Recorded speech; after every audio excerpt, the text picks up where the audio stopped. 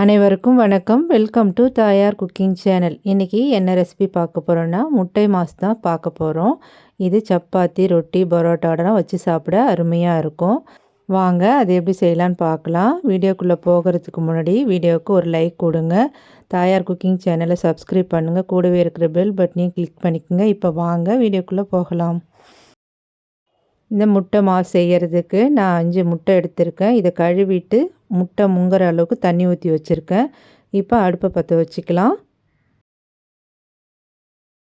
இது 10 நிமிஷம் வேக வச்சு முட்டையை உரித்து எடுத்து வச்சுக்கோங்க. முட்டை வெந்ததுக்கப்புறம் ஆற வச்சு தோல் உரித்து வச்சுருக்கேன். இப்போ இதை நீல வாக்கில் 4 பீஸாக நம்ம கட் பண்ணிக்கலாம்.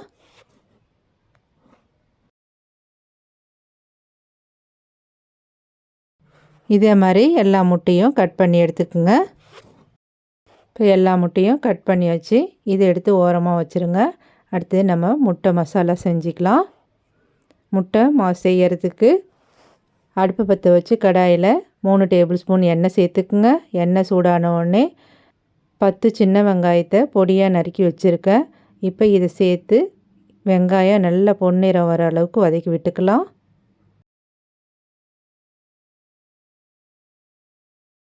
பாருங்கள், வெங்காயம் இந்த மாதிரி நல்லா பொன்னிறமாக வதங்கி வரணும். இப்போ இதில் பெரிய வெங்காயம் 2 நீல வாக்கில் கட் பண்ணி வச்சுருக்கேன். ஒரு பச்சை மிளகா பொடியாக கட் பண்ணி வச்சுருக்கேன். இப்போ இதை சேர்த்துக்கலாம். இது கூடவே ஒரு கொத்து கருவேப்பிலை சேர்த்துக்கலாம். வெங்காயம் கண்ணாடி பதம் வர அளவுக்கு நல்லா வதக்கி விட்டுக்கலாம்.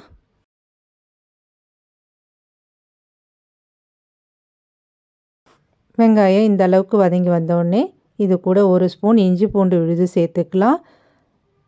இஞ்சி பூண்டு விழுது பச்சை வாசனை போகிற அளவுக்கு வதக்கி விட்டுக்குங்க. பாருங்கள், இஞ்சியோட பச்சை வாசனையும் போய் நல்லா வதங்கிடுச்சு. இப்போ இதில் நம்ம மசாலா சேர்த்துக்கலாம். 1/4 டீஸ்பூன் மஞ்சள் தூள், 1/2 ஸ்பூன் மிளகாய்த்தூள், 1 ஸ்பூன் தனியாத்தூள், 1 ஸ்பூன் உப்பு. இப்போ இதை சேர்த்து நல்லா மசாலாவோட பச்சை வாசனை போகிற அளவுக்கு வதக்கி விட்டுக்கலாம். இப்போ நல்லா வதங்கி வந்துடுச்சு.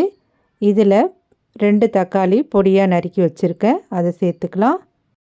மசாலாவோட தக்காளி 1 நிமிஷம் வதங்கி வரட்டும். தக்காளியும் நல்லா வதங்கி வந்துடுச்சு. இப்போ இதில் 1 கப் அளவு தண்ணி சேர்த்துக்கலாம். தண்ணி சேர்த்து ஒரு வாட்டி கலந்து விடுங்க. கலந்து விட்டுட்டு அடுப்பை மீடியமான தீயில் வச்சு 5 நிமிஷம் கொதிக்க விடுங்க. 5 நிமிஷம் கொதித்து இந்த மாதிரி நல்லா தொக்கு மாதிரி வரணும். எண்ணெயும் நல்லா பிரிஞ்சு வந்துடுச்சு. இப்போ இதில் 1/2 ஸ்பூன் ஜீரகத்தூள், 1/2 ஸ்பூன் சோம்புத்தூள், 1 ஸ்பூன் மிளகுத்தூள். இப்போ இதை சேர்த்து ஒரு நிமிஷம் வதக்கி விடுங்க. இப்போ இந்த அளவுக்கு வதங்கி வந்தோடனே நாம் வேக வச்சு கட் பண்ணி வச்ச முட்டையை சேர்த்துக்கலாம். இதுவும் கூடவே பொடியாக நறுக்குன்னா கொத்தமல்லி தழை சேர்த்துக்கலாம்.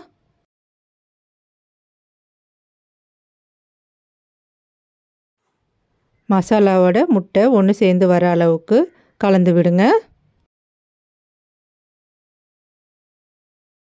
நல்லா சூப்பரான முட்டை மசாலா ரெடி ஆகிடுச்சு. இப்போ ஸ்டவ் ஆஃப் பண்ணிவிடுங்க. இதுமாரி இரும்பு கடாயில் செஞ்சிங்கன்னா உடனே இதை வேறு பாத்திரத்தில் மாற்றி வச்சுருங்க. நம்ம தக்காளி சேர்த்து செய்கிறதுனால கருப்பாயிடும்.